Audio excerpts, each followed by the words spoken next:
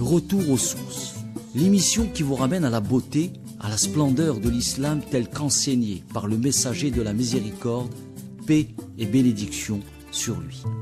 Bismillahir Rahmanir Rahim, alhamdulillahi Rabbil Alamin, wa sallallahu ala sayyidina Muhammadin wa ala alihi wa sahbihi wa tabi'ina wa ba'du ayyuhal mala'ul karim, salamu alaykum wa rahmatullahi wa barakatuh.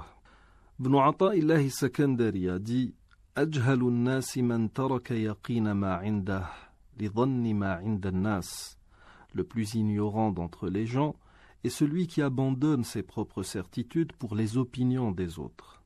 Quand ils sont loués par autrui, beaucoup de gens se laissent aller à croire ce qui leur parvient aux oreilles, même s'ils savent mieux que ceux qui les louent et leur adressent des compliments que ce qui est dit est dénué de tout fondement.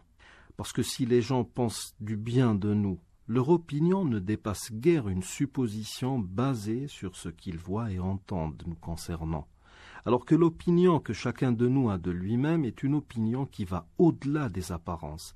Elle est d'une exactitude qui ne peut laisser de place à l'équivoque, et puisque tel est le cas, il serait malencontreux pour nous de troquer une certitude pour des flatteries qui ne peuvent que concourir à notre déchéance.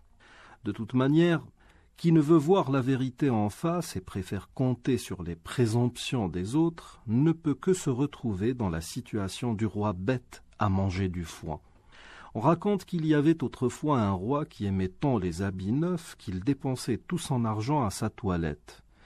Ayant eu vent de cette faiblesse, 2 fripons, se faisant passer pour des tisserands, lui firent croire qu'ils étaient en mesure de lui confectionner des vêtements d'une beauté inégalable, avec la faculté de devenir invisible pour toute personne niaise, dénuée d'intelligence ou bornée.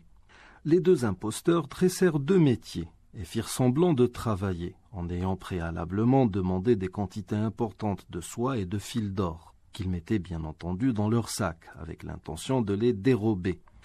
Quelques jours plus tard, le roi envoya son ministre pour s'enquérir de l'avancée du travail. Ne voyant rien sur les métiers qui étaient en fait vides, le ministre se dit « Serais-je niais au point de ne rien voir de l'étoffe que l'on est en train de tisser ?» Puis à la question « Eh bien, qu'en dites-vous, monsieur le ministre ?» de l'un des pseudo-tisserands, il n'eut d'autre alternative que de dire qu'elle était fort belle. Puis vint le jour de l'essayage.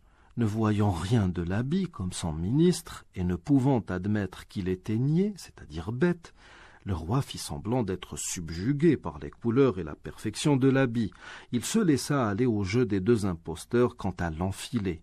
Puis, se regardant dans un grand miroir, il voyait bien qu'il était nu, mais ne pouvait l'admettre au risque de reconnaître qu'il était lui aussi niais.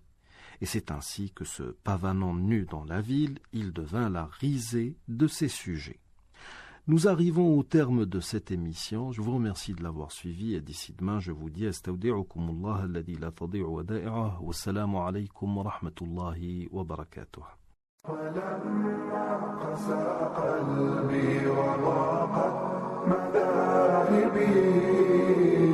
جعلت الرجاء مني لعفوي